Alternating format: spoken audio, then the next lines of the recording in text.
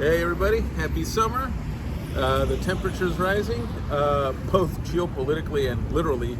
Out here in Southern California, it's especially been warm, and we are reporting after coming out of Comic-Con. I really mean Deadpool and Wolverine, which we just saw. We did, I'll see. I don't really know how to describe this. We just had a delicious sandwich at the Hat, a pastrami dip. And we're trying to figure out how to even talk about this because I enjoyed, for the most part, the ride of it, but talking about it now, it just makes me sad for what the studio system has become. More than sad, because I know what it's been, but this is kind of really put the nail in the coffin for the fast track of how the industry will make films, you know? No, I agree. It wasn't a boring movie at all. You know, it's entertaining in a shallow sense, and it's got a lot of good one-liners. When it's generally funny, it's funny. But, and this may sound a little weird maybe to some of our viewers, but it didn't really feel like a movie. It was more of a 2-hour stand-up act that's really all about just endlessly referencing anything involving Marvel movies going back to the OOs, which is, the referencing itself isn't necessarily bad, except that it takes over. The movie essentially becomes that. It feels like it's just done for its own sake. That is the foundation of the movie. And for anybody who's been watching, you know, the slew of comic book movies for 20 years, we're not going to spoil anything, but it was kind of nice to see some returning actors from old franchises, but that is the movie. And again, I use movie very hesitantly. To me, I think the best way, Alice called it Comic-Con, because that's literally what it is. You just see all these characters in dress up, they're just there doing random things, and then there's events kind of happen, and it's a very insulated movie. I'll put it this way: if you're a millennial, you know, like us, you know, elder millennial, younger millennial, and you grew up with all of these movies, and if you're into comic book movies, you know what I'm talking about. You know, everything going back to the stuff that was coming out in the late 90s, early 2000s. The movie is almost programmed to just make you ooh and ah over and over and over, to the point where you just lose track of the plot itself because you're just kind of overwhelmed with all these winks, inside jokes, cameos. It's almost like a nostalgic version of product placement.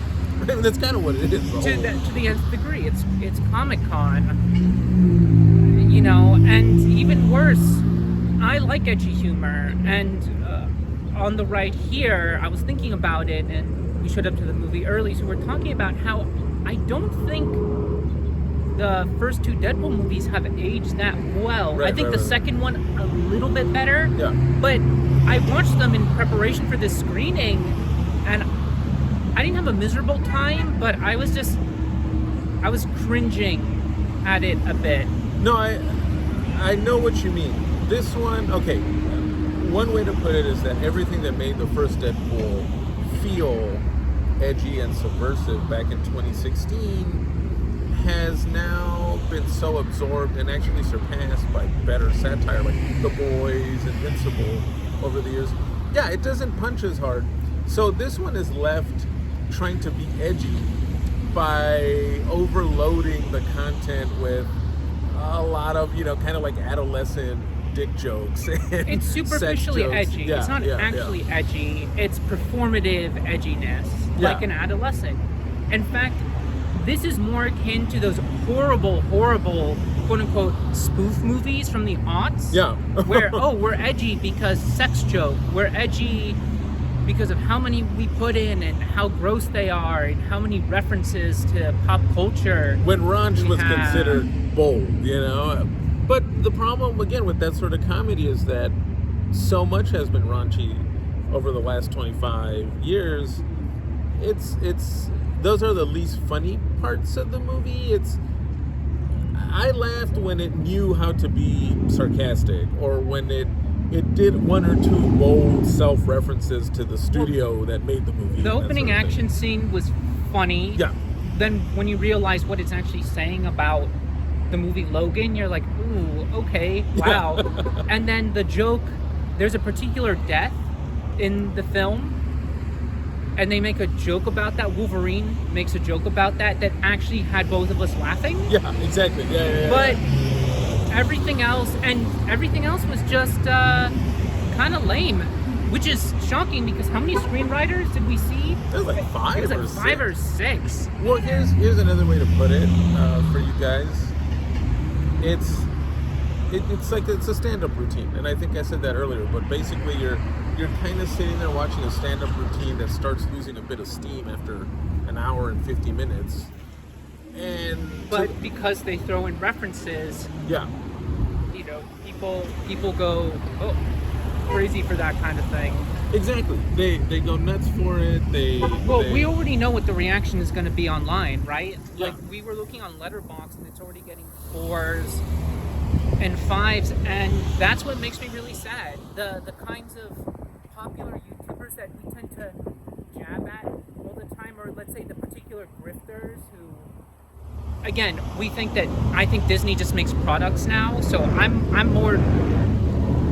just not a fan of Disney and what these studios are doing, but you know, when The Acolyte comes out and these guys go out and make 40-minute videos saying that every episode is the worst thing ever, are going to watch this movie and they're literally, and excuse my French, probably just jizz in their pants, call it, this is the return to cinema, Kevin Feige is king, and I think that's just really sad. But to go to what you just said, to back up your point, it does feel like the threat now to this whole form of movie making is that they're just not going to make movies anymore. This just didn't feel like a movie after a while. Is the only way this form of filmmaking or franchise going to survive is if it just becomes an endless parade of self-references and name drops and cameos from whoever's still around. Which is no shock considering the director Sean Levy, or director in whatever sense Kevin will allow people to do that. He directed Free Guy, and the whole movie is just same thing, yeah. Reference to video game, and here's Chris Evans, and here's Captain America's shield. I mean, that's the whole movie. I mean, it's almost you know, as much flack as he got for it, Spielberg at least did it slightly better with Ready Player One. Because he has heart. Yeah. Even in his weaker movies, there's a sense of pacing, there's a tempo, there's real character. Although in his lesser movies, again, less so. But even in, you know, Kingdom of the Crystal Skull, it's just like, it has the Spielberg feel. You watch it and you're like, I know how I'm gonna feel going through this movie. There's a personal touch to it, and this one, Ryan Reynolds looks like he's having fun when in a lot of the movie. Hugh Jackman is kind of, I wouldn't say phoning it in, but he's just played this character Wolverine for so long, 24 years now, that you know, he flawlessly does the scruffy, semi-alcoholic mutant character well. But yeah, you know what you just said about Spielberg makes me think about how this movie precisely lacks genuine heart. It doesn't really seem to have a motivation aside from kind of keeping the Marvel fan base loyal to it by tugging at the heartstrings of those of us that grew up watching all these movies throwing nods to Wolverine's classic super suits and stuff like that. Comic book covers and all that stuff. Classic comic book covers, which doesn't spoil because we haven't said which ones, but there's even references to that. I like the soundtrack. You know, I mean, Madonna's Like a Prayer was very well used. They sure did put a lot of songs in there. They sure did, Elsie. I like the tracks, but it's like, yes, James Gunn is indeed successful. Yes. You know what? That's a great point. Once again, it's all a commentary on a commentary on a commentary. What Guardians pioneered 10 years ago is now old hat. What was raunchy or bold in Deadpool 1 is now also old hat. So now, really, what I think the challenge for Feige is how do you make new hats for this stuff? And frankly, we've said this many times, and if you guys have listened to our actual long form Dewey Recommends on YouTube and Spotify, you know that the model to follow is that these guys passed. Someone's got sick. I think someone pulled out their Wolverine claws in front of a live studio audience. But I will say what was good this year, the model they should follow is X-Men 97. You know what? X-Men Thank you for bringing up X-Men 97. Yeah. Which, guys, and we've said this before, by the way, please do check out our episode. I'm very proud of it. I think we're very proud of it. Very proud of it. Season 2 is going to be terrible. Absolutely. But this season 1 was fantastic. And I was shocked because I thought X-Men 97 was going to be what Deadpool and Wolverine ended up being. X-Men 97 is the best piece of X-Men content. We can argue on which film, but in decades. either in first, decades. either First Class that, yeah. or Days of Future Past. We can debate. I mean, for First Class, that has edge. The Magneto scene when he's at the pub or when he does the coin. Well, but because it's still telling a story, and I think our biggest gripe with this new movie is precisely that there's no real story going on. It's all it's a snow globe. It's a snow globe. It's a snow globe stuffed with stuff, and the little man children will go in there and they'll see X thing or Y thing, and they'll clap. And again, the same people who thought She-Hulk was the worst thing since cholera epidemics back in the day. Right. We'll see a movie like this and call it real cinema or whatever. And again, I think the whole Disney model is just a whole product stuff. I'm not really into it, but not for the reason all those grifters go on and on about it. Well, I'll put it this way too. Right now, it's going to make tons of money. It's going to be a huge hit. It's bulletproof in that sense. But when you watch it, ask yourself, especially if you're a millennial, would you enjoy this as much watching it the second or third time? Does the movie have legs for, let's say, 10 years from now when Generation Alpha starts checking it out? Will they get it? Does this movie have the legs to carry it forward the way Iron Man, the way those original movies still have legs? The way The Dark Knight has legs. Eternally. The way a movie like Dark Knight. Hell, even Logan. Even Logan will continue to be discovered by fans of this kind of filmmaking. And let's just say, I don't think Kevin was a big fan of Logan. I don't think he was a big fan of it being a real movie, was he? The opening scene, it's almost insulting to James Mangold. We'll just put it that way. But it's you know what? Disney better be careful. I'll say this, because if you flex a little too much,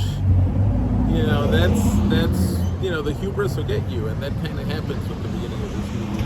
And for those of you who go see it, you'll see what we mean, especially if you watch Logan the night before or the morning before you go see it.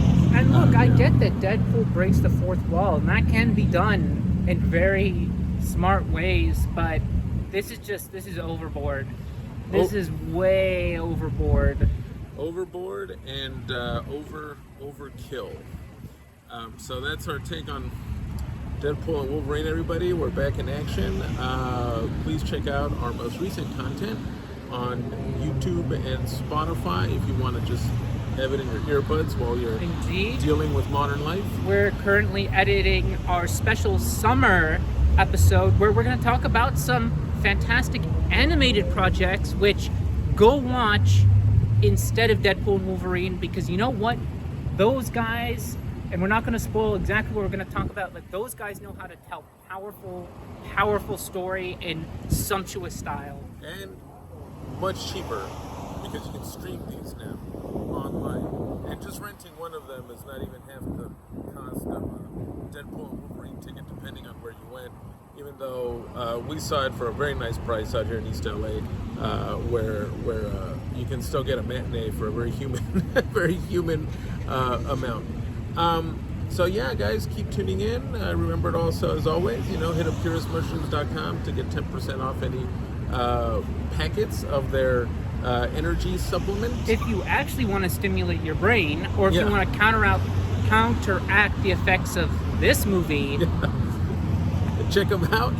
Just use some lion's mane and all that good stuff. But just use our code breaking 180 when you go to checkout, and that'll give you a 10% discount. You know what? I'll end on this. If you want to see a bit of a mind bender, I'm going to throw this recommendation out. Maybe teasing something, maybe not. If anyone can find a movie called Lola, directed by Andrew Leggy, go watch that. That's all I'm going to say. Flawed, but absolutely fantastic. And that's the kind of art house filmmaking I like to support. And if you insist on going to the multiplex,